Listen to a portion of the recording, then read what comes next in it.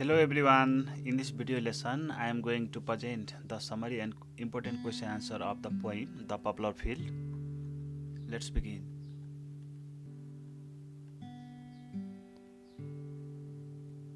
The Poplar Field, William Cowper, poem.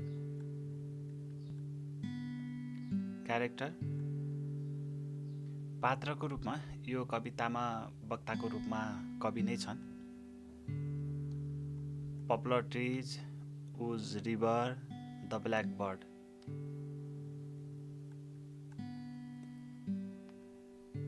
One sentence summary. The poplar trees, after they have been felled, not only make the atmosphere monotonous, but also affect the human happiness. Summary. In the poem The Poplar Field, the poet describes the cutting down of the poplar trees. Popular field भन्ने यो कवितामा कविले विशेष गरेर पपुलरका रुखहरू काटिएपछिको अवस्था कस्तो हुन्छ त्यसको बारेमा वर्णन गरेका छन्. He is very sad because the poplar trees are cut down. पपुलरका रुखहरू काटिएका कारणले उनी धेरै दुखी हुन्छन्.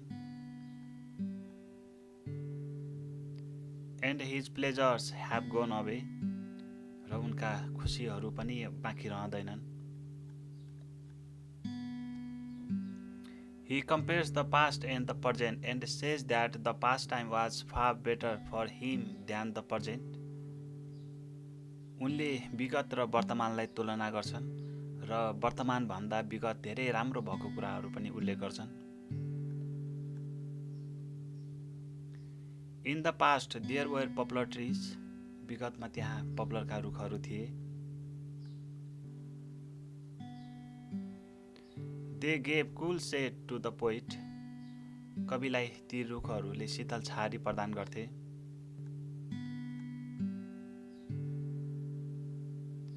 The poet used to shelter under the poplar trees. कवि ती पपुलरका रुखहरूको छायामुनि बस्थे.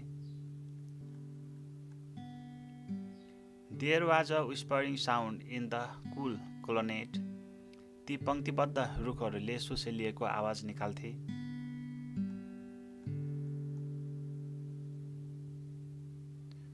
The poet could hear sweet melody of the blackbird.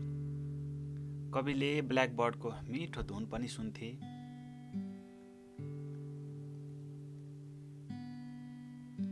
The leaves of the trees created musical sound. रुखका पातहरूबाट सङ्गीतमय धुनहरू निस्किन्थे. The Ouse river received the image of the trees. त्यो Ouse riverमा रुखका प्रतिबिम्बहरू देखिन्थे. But now the trees are cut down. There is no shade, no whispering sound and no music. तर अहिले रुखहरू काटिएका छन्. न त्यहाँ छारी छ, न कुनै सुसिलिएको आवाज निस्किन्छ, न सङ्गीतको धुन नै छ.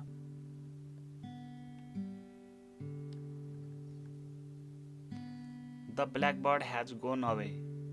त्यो ब्ल्याकबर्ड पनि अन्तै गइसकेको छ.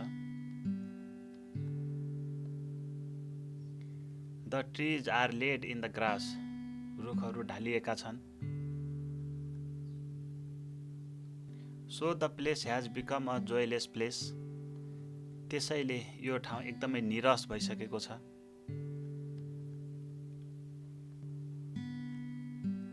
The poet thinks deeply about human life and their joys. कविले मान्छेको जीवन र तिनीहरूको खुसीको बारेमा गहिरिएर सोध्छन्. He says that human life is short but human joy lives shorter.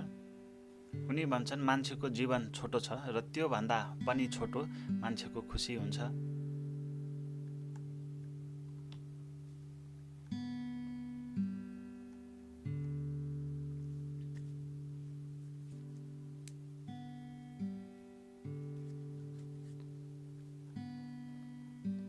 Short questions.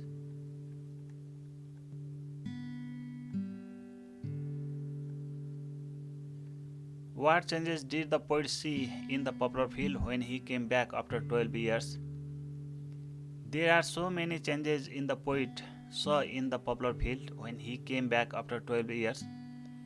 The poplar trees have cut down, there is no shade now, neither there is whistle of the branches, there is no cool climate.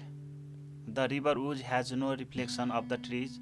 Now there is grass in the place of trees. The blackbird has fled to another place, and no one can hear the sweet song of blackbird.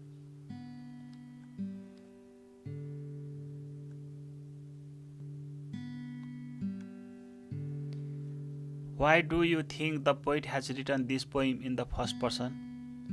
The poet requests the people to save the forest, so simply it discusses the importance of nature conservation, but it is basically the personal experience of the poet.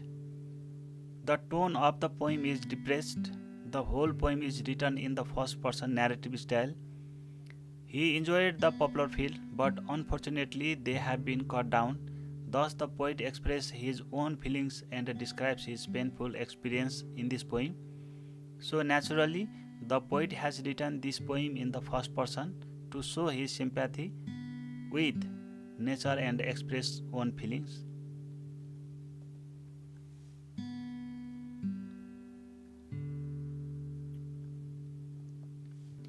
How is human life related with plant life? Woods are one of the pieces of a chain of the surroundings. If one of the pieces is removed from the chain, it can't run in a smoother way. So, a plant is a territory of all kinds of creatures. Environment is beautiful and pleasant. Birds make the scene melodious and charming. For pleasures of man, there is nothing left after destruction of plant life. His pleasures have shorter life than his life. Therefore, human life is dependent on plant life in every way. That's why we should save the forest to save our life too.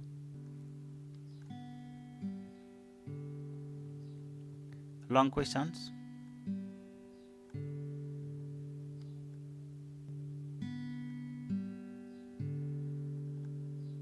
Discuss how the poet links up the idea of the cut down poplar with the end of human life and pleasures. The poet links up the idea of the cut down poplar with the end of human life and pleasures. He shows his barren or sad feelings when he saw the poplar field bare and monotonous. People have cut down the poplar trees, then the field looks ugly and bare. There is sweet sound created by blackbird and trees' leaves. There he doesn't see any tree or a blackbird, neither cool shade nor even any image on the woods. He feels his past was far better than his present. This evergreen field changes into the monotonous dry place. There is no music, no shade, no whispering sound, and no bird too. It looks joyless place. The poet thinks deeply about human life and their joys. If the trees cut down haphazardly, it was misbalance the nature. It causes many natural disasters like flood, droughts, desertification, famine, air, water, soil pollution, etc. We cannot have fresh air. The atmosphere creatures suffer from many dangerous diseases.